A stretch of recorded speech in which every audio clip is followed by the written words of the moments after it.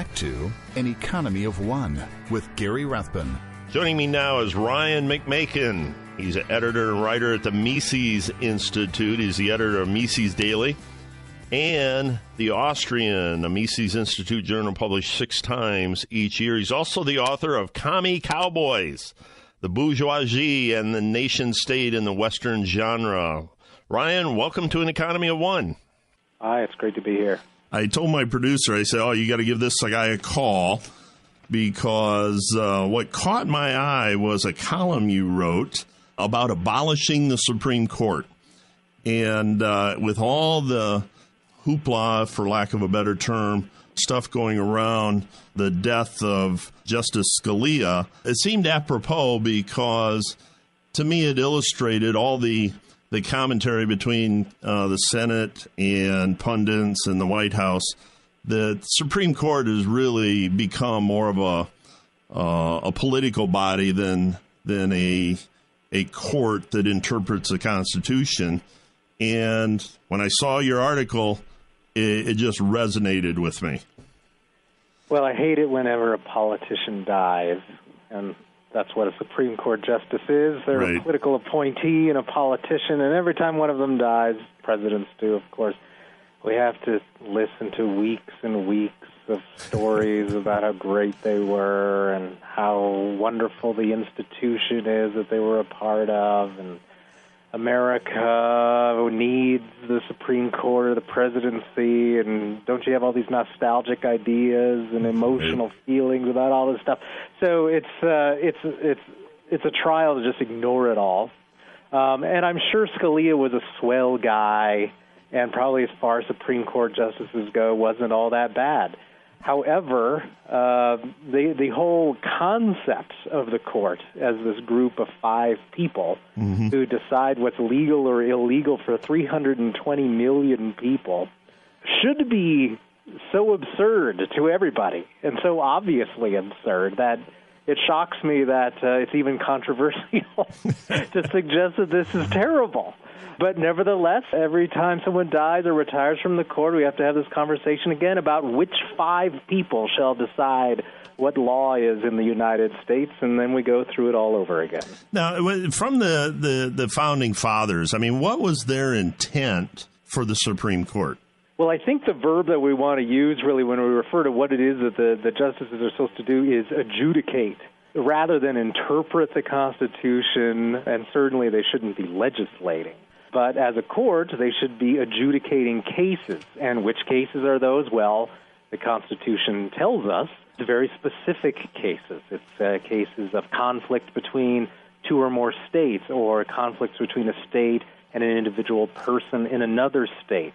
And so it's very limited in what counts as the original jurisdiction of the court. And we can see in those writings that the court's really there to try and smooth over conflicts between states and to try and avoid civil wars, something the court failed at, obviously, and to generally provide a means for disparate legal systems in different states to work with each other.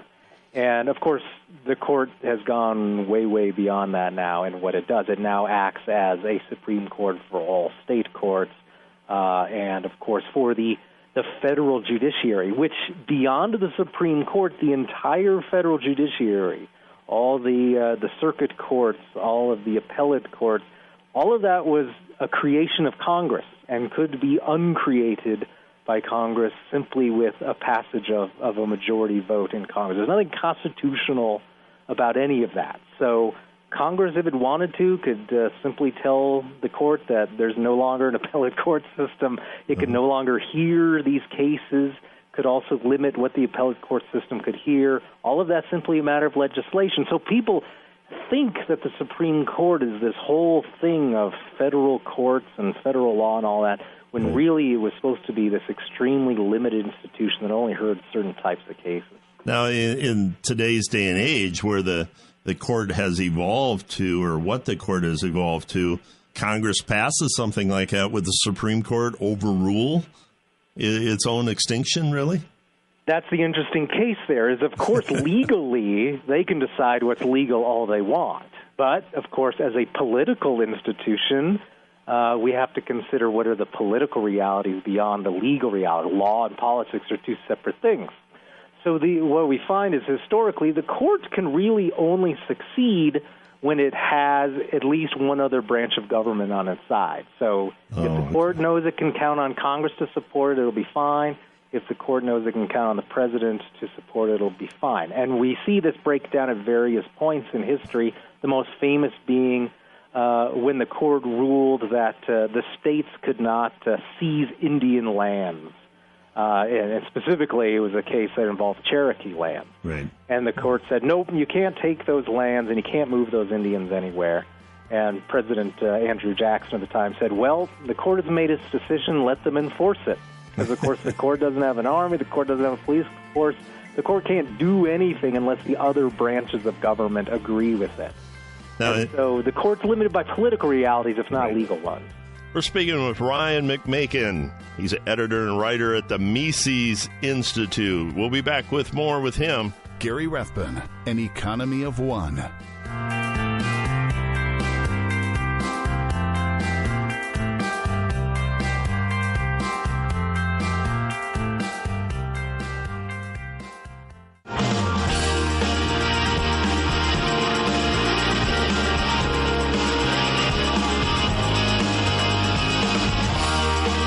Back to An Economy of One with Gary Rathbun. We're talking with Ryan McMaken. He's the editor and writer at the Mises Institute about abolishing the Supreme Court. So, Ryan, in reading through a lot of your writings, I came across an article or a column you did a couple years ago on the mythology of the Supreme Court. And one thing that stuck in my mind that I didn't quite understand, I'm not a legal scholar by any means of the imagination, but you talked about Justice Marshall was the first to introduce judicial review. What's judicial review, and is that really a big overstep that started us down this path of the Supreme Court being supreme? Well, judicial review is a concept that the court has the ability and the jurisdiction to decide what is or what is not constitutional based on legal grounds. Okay. Now, one can argue that the framers had the idea that all three branches it would be up to them to decide what was constitutional or non-constitutional. If the president thinks something is non-constitutional, he can veto the law. Mm-hmm. Or if Congress thinks that they can refuse to pass a law or use a veto in their own way, simply by refusing a majority vote on something. And whether the court, however, is allowed that sort of power in itself is unclear. In fact, there's good reason to believe that the court was imagined to have even less power than the other two branches. And that brings us back to the issue of it was merely supposed to adjudicate cases and not interpret the Constitution. Certainly doesn't say anything in the Constitution about the court shall interpret what the Constitution means. And in fact, the fact of judicial review has really negated the entire Article 5 of the Constitution, which was this whole process of constitutional amendments that allowed us to change the Constitution because of Marshall and his case, which was Marbury versus Madison. And this is something that every political science teacher teaches. It's like one of these fundamental issues that you teach in American politics is there were the courts, and then early on in the court's history, there was Marbury versus Madison, and this is where John Marshall decided that it was up to the Supreme Court to decide if something was constitutional or not. This was something they came up with on their own. Some legal scholars claim that, oh, no, the founders had that idea. It's possible that some of them did, but it was hardly a consensus that the court should be sitting there deciding what's constitutional. Mm-hmm. So ever since then, we've just accepted this, although we shouldn't, which was the purpose of that article. Right. In reading through what you've written and what other people have written about the Supreme Court, especially most recently, one of the things you talk about is the kind of the mystique. I don't know if you call it secrecy, but the fact that they don't allow cameras or anything in the court system, that they all have these nice black robes. They sit 3 feet higher than everybody else in the room. It just, as I was reading through this, it kind of reminded me of the Great Oz and how we dare not look behind the curtain as to how things actually get along. But these 9 judges, they're probably pretty good friends with each other, and they don't really know what's going on in the real world, do they? That gets even more so the higher you get. Of course, a judge down at the county level or so on may have had a real job not too long ago. But, of course, by the time you get to the Supreme Court level, and of course, federal judges, unlike state and local judges, are guaranteed their jobs for life. Right. If you know you never have to worry about finding another job, and the marketplace becomes irrelevant to you. So why bother keeping up with anything? And if you think any of the Supreme Court justices have ever really used the Internet, especially the older ones, I mean, have they ever even had a computer on their desk? Right. I mean, lawyers as a profession are really pretty out of touch in terms of technology and being able to use things that ordinary people use in their jobs. It's an extremely conservative profession. And so it's all the worse for judges. But the reason they're able to get away with this is because we're indoctrinated from grade school on that judges somehow are these non-political people, that they think only in terms of high ideals and will only come to a judgment if their logical, legal theory takes them to that conclusion, that they would never, ever decide a case based on political loyalties or something like that. And, of course, that's just all total nonsense. Judges they're lawyers that have worked for the government usually at some point. Tons of them are former prosecutors. They're friends of the governor or friends of the president. That's how they get appointed. Right. It's interesting because, I've said for a long time that I don't think judges, especially Supreme Court judges, should be appointed for life. I mean, when did that come about? Was that always the case that when they're there for life? Yes. That's written in there. It also says you can never reduce their salaries. Okay, but, back when that was written, what was the average lifespan of people? I mean, it wasn't 100. Right. I mean, some of these people, I'm 59. My mother-in-law just died at 92, and she was pretty sharp. But I wouldn't want to put my future in her decision-making capabilities, Right. I mean, the reasoning fades over time.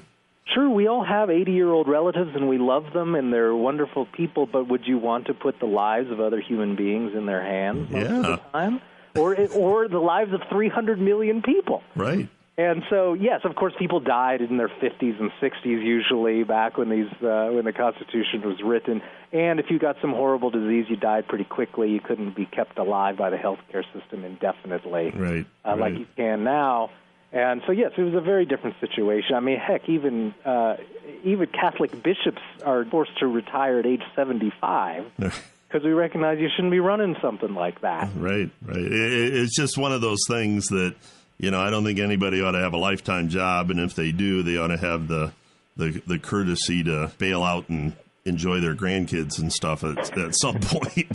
Sure. And some of them do, like David Souter retired at age 69 or something like that, and so he allowed some other person to replace him and do damage in their own way. But, some hang on till they're 90, like John Paul Stevens. And, of course, in the past, we're always supposed to revere these judges from the past, but who knows how many of these guys were just hanging on and had no idea what was going on in the last decade of their careers as judges. Well, and I understand you got to have a reason to get up in the morning, but my goodness, like you said, there's 300 million people that are being affected by these decisions. Now, you raised an interesting point because there's 9 justices. And I don't remember, and I should have done a little more research, but didn't President Roosevelt increase that number from 7 to 9, or was it a threat to increase the number of justices? Yes, he threatened to, and that shows how much power Congress can have over the court. People think that the 9 judges thing is written into the Constitution, but it's not at all. It says that there shall be a Supreme Court, period. End of story. Well, I don't know. Is that 1 judge? Is that 50? It can be whatever number Congress wants it to be. Early on, it was 6 judges. It was an even number, by the way. And Congress even passed legislation saying that the judge must decide cases on a 4-2 basis That adds up to 6, right? Yeah, on a 4-2 basis, meaning essentially the court was deciding everything on a 2/3 majority basis. Right. And so those are all things that Congress can decide. It was interesting because you talked about why not have one judge representing each state, since it's state rights and state law involved. Sure. Why not have 50 on the Supreme Court? Right. And why not? Why not? The only reason I would say against that, Ryan, is I'd want to make sure we got the right president appointing 41 of them. That would really load the court for life there. So, yes, I think you would want a phase-in program for that. I think so. For sure. A couple on each presidential term or something.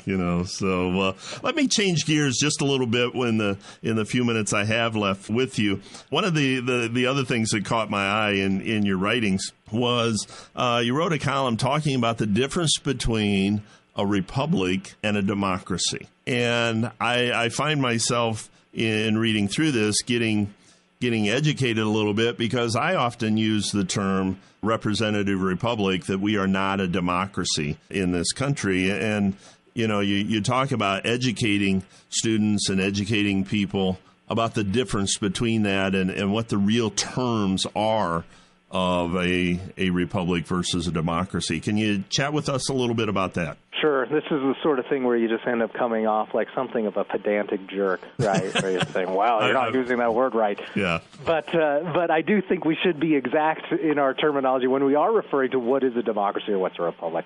And a republic is historically just been used as a term that says this type of government is not a monarchy and it's not a privately owned regime. So a king in the Middle of the Ages would have been actually the private owner of all of the land within his kingdom. It would have been a private estate. And so the term republic started being used more commonly as we started getting these types of governments that were no longer monarchies. They were the public thing, which is what republic just means in Latin. Mm-hmm. And so this was to have a society where people were citizens and had some say over things that the government owned or that the government controlled, as opposed to it being simply a matter of dealing with a private family or a private estate that controlled the government. And, of course, you can have a republic then that's not democratic at all, like the Republic of Venice that existed for 1,000 years, or you can have a republic like the United States that has many democratic institutions. So you can have a republic that is democratic, but when most people, though, when they use that distinction, a republic, not a democracy, I think what they're using the word democracy to indicate is like a pure democracy that has no legal framework where just whatever the majority wants goes.